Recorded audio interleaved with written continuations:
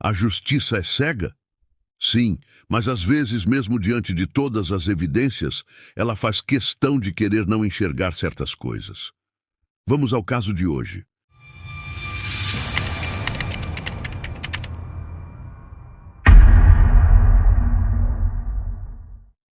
Hoje trago uma história que vai te chocar. Imagine perder 12 anos de sua vida. Ser arrancado da sua família, amigos, trabalho e sonhos. E pior, por algo que você não fez. Carlos Edmilson da Silva, um jardineiro de 24 anos, viveu exatamente isso.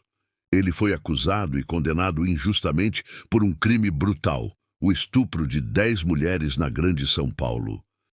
Hoje você vai conhecer essa história inacreditável. Vamos entender como o sistema falhou, como foi a investigação e, principalmente, como o erro foi finalmente desmascarado. Esse é o tipo de história que precisa ser contada para que a justiça seja feita de maneira responsável e cuidadosa, e para que erros assim não voltem a acontecer. Tudo começou em 2012.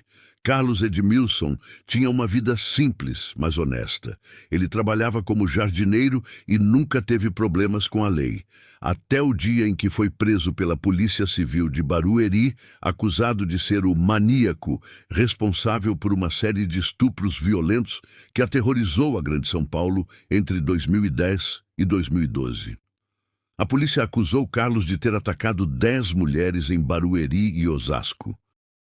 Os crimes pelos quais Carlos foi condenado foram cometidos em várias datas: 2010, 28 de dezembro, 2011, 5 de setembro, 8 de outubro, 23 de novembro, 2 de dezembro, 11 de dezembro e 14 de dezembro, 2012, 20 de fevereiro, 2 de março e 3 de março.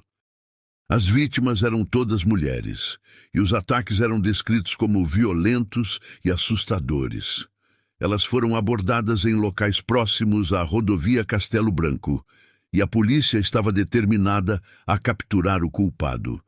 Em uma investigação rápida, Carlos foi apontado como suspeito e identificado por algumas vítimas por meio de reconhecimento fotográfico. Esse tipo de reconhecimento é uma prova frágil e que leva a muitos erros, como veremos mais adiante. Carlos foi preso e levado à delegacia, onde as vítimas foram chamadas para fazer o reconhecimento dele, primeiro por foto e depois presencialmente. Elas o identificaram como o agressor. Mesmo sem provas concretas como DNA, imagens de câmeras de segurança ou qualquer outro tipo de evidência física, o reconhecimento das vítimas foi considerado suficiente para condená-lo. Para muitas dessas vítimas, o trauma vivido nos ataques pode interferir no reconhecimento de um suspeito.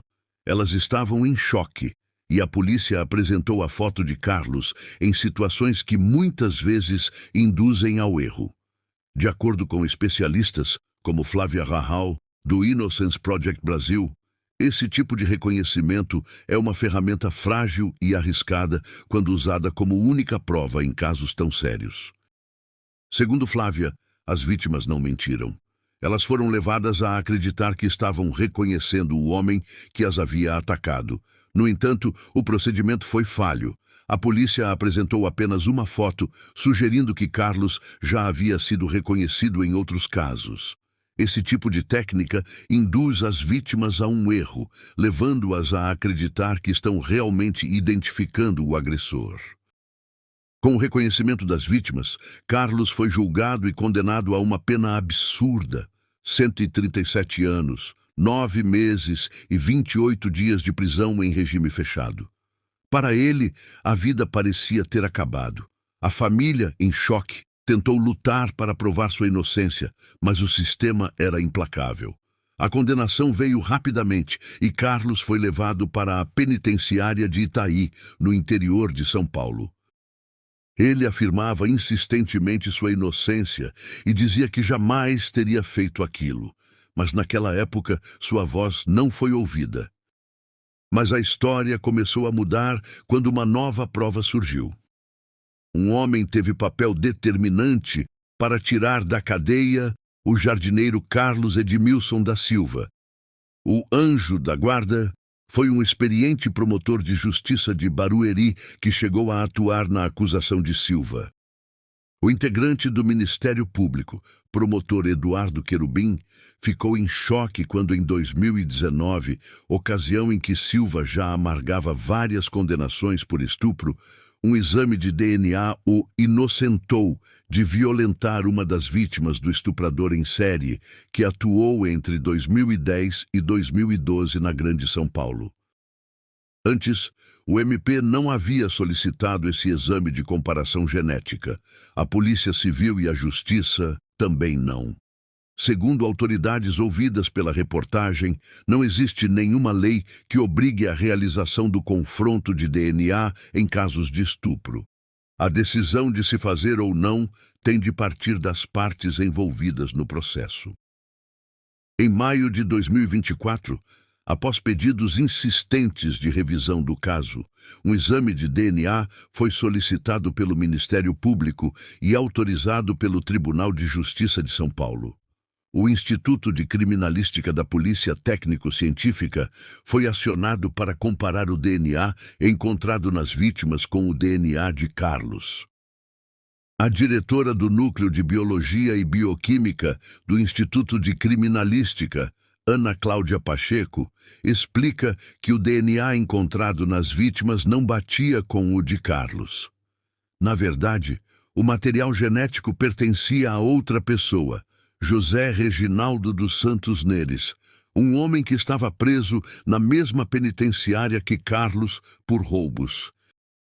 José, também de origem negra e com idade similar à de Carlos, foi identificado como o verdadeiro responsável pelos crimes de estupro. O DNA dele foi encontrado em 5 das 10 vítimas, e as outras 5 não haviam feito exames sexológicos na época. Finalmente, em 16 de maio de 2024, após 12 anos, Carlos Edmilson da Silva foi libertado.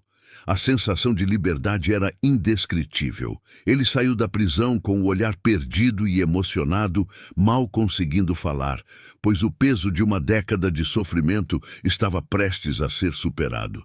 Queria só abraçar minha mãe. Liberdade é poder recomeçar, poder lutar, diz Carlos. Ao reencontrar sua mãe, Ana Maria da Silva, ele disse que não tinha palavras para descrever o que estava sentindo.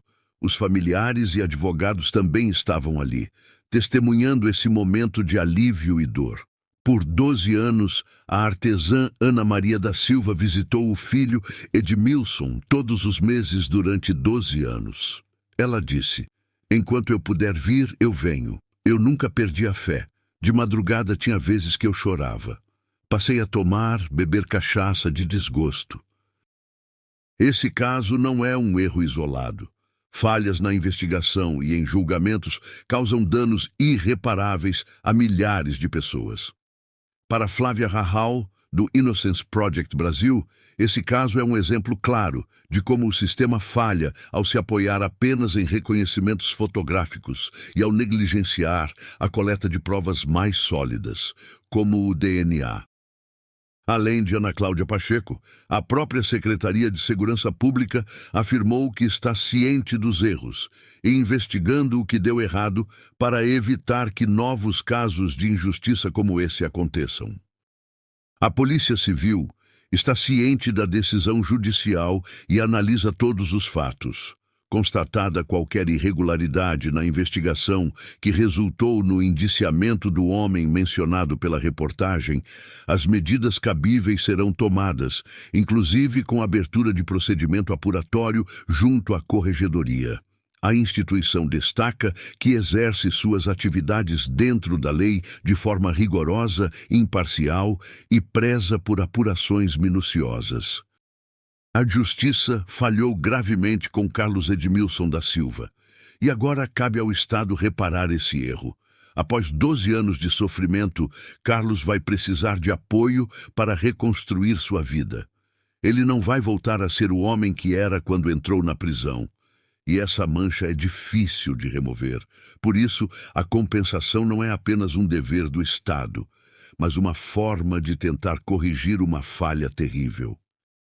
O caso de Carlos nos mostra o quão importante é tratar investigações e julgamentos com cautela e responsabilidade.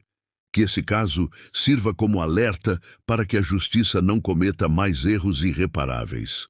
Compartilhe essa história para que todos saibam o preço de um erro judicial e para que juntos possamos lutar por uma justiça mais justa e eficiente. A justiça é falha. Existe uma necessidade premente que essas pessoas que são vítimas do erro sejam ressarcidas. O Estado precisa, nesse processo de reconhecer seu erro, reconhecer também que é devedor de indenização, disse a advogada Flávia. Foi um homem que perdeu 12 anos da vida dele, que tem uma mancha que é muito difícil de se tirar da vida. A pessoa não entra e sai 12 anos depois a mesma pessoa. E o mínimo na nossa compreensão que ela precisa ter é o amparo do Estado para ela tentar reconstruir a vida a partir de agora, afirmou. Comente aqui o que você acha que deveria acontecer com quem investigou de forma errada e com quem condenou de forma errada e tirou 12 anos da vida de Carlos. Se inscreva para receber outros casos de inocentes condenados. E não se esqueça, crime é não se inscrever no canal.